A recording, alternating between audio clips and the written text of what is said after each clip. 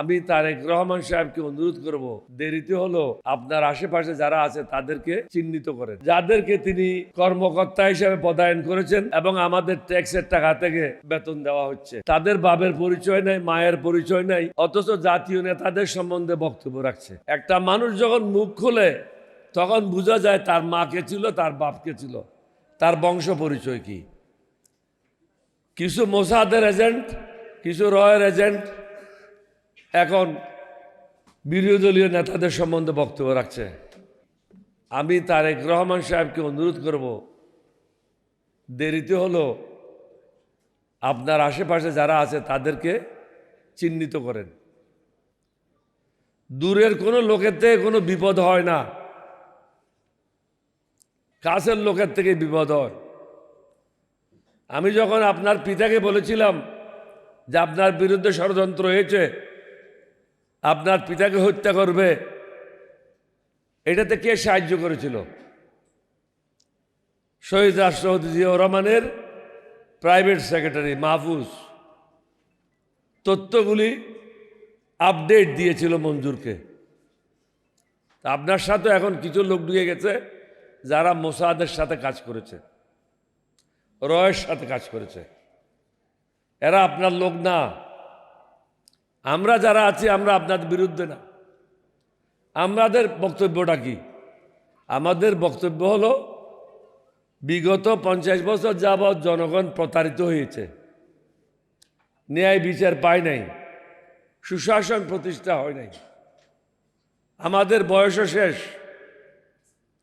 আমরা আপনার কাছে কোনো পদের জন্য লালায়িত না, আমরা আল্লাহর উপর বিশ্বাস করি। আপনি মেহরবানি করে জনগণের হাতে যে ওয়াদা করেছেন সংস্কার করবেন, এই সংস্কারগুলি করেন। কারণ আপনি মনে করেন না আপনি সর্বশেষ প্রধানমন্ত্রী, আপনাকেও অন্য পদে আসতে হবে একদিন না একদিন। কেউ একই জায়গায় চিরদিনের জন্য থাকে না, তখন আপনার অবস্থাটা কি হবে?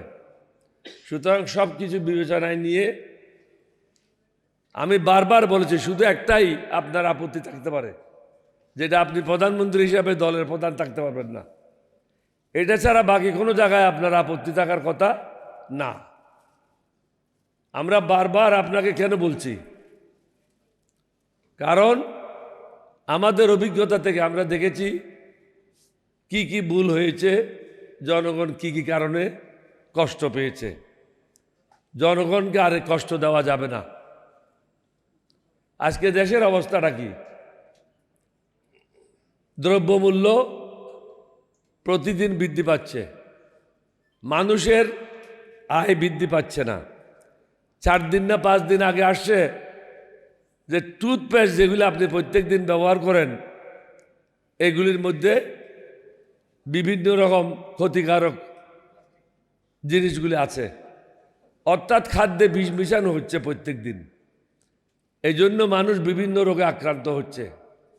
আপনি সেদিকে কোনো মন দিচ্ছেন না। আমি মনে করি অন্যান্য দেশের মতো খাদ্যে যারা ভেজাল দেবে তাদের জন্য মৃত্যুদণ্ড হওয়া উচিত। কঠোর আইন করেন।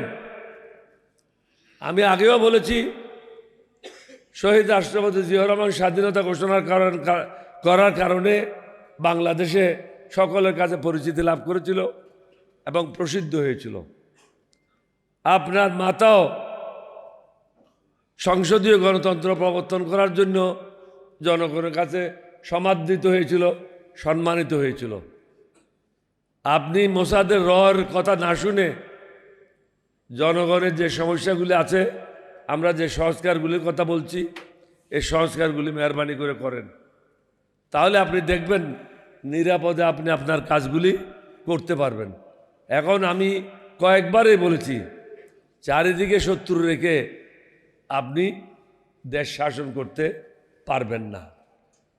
আপনি কিন্তু এখন চারিদিকে আপনার শত্রু দ্বারা বেষ্টিত, এটার থেকে বাইরে হওয়ার চেষ্টা করেন। আমরা আশা করব আপনার শুভ বুদ্ধি উদয় হবে, দেশটা সঠিক পথে যাবে।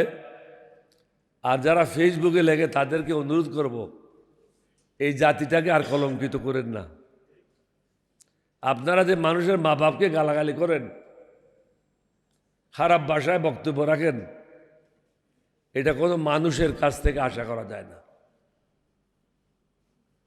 আপনি সমালোচনা করেন, সে সমালোচনা হবে গঠনমূলক, কিন্তু একটা লেভেল হইতে হবে। লেভেলটা হলো যে আপনার সমকক্ষ কিনা, যার সম্বন্ধে কথা বলছেন সে আপনার সমকক্ষ কিনা। কিন্তু এখন কোনো বাছ বিচার নাই। ইদানিং দেখছি প্রধানমন্ত্রীকেও গালি দিচ্ছে, আগে ছিল না। গত এক সপ্তাহ যাবৎ প্রধানমন্ত্রীকে গালি দিচ্ছে, মন্ত্রীদেরকে দিচ্ছেই। লেবার পার্টির একজন নেতা এখানে বলে গেছে, এটা আমি শুদ্ধ করে দিচ্ছি। লেবার পার্টির নেতা বলল বিএনপিও হাসিনার বিরোধী আন্দোলনে অংশগ্রহণ করেছিল, অর্থাৎ জুলাইতে।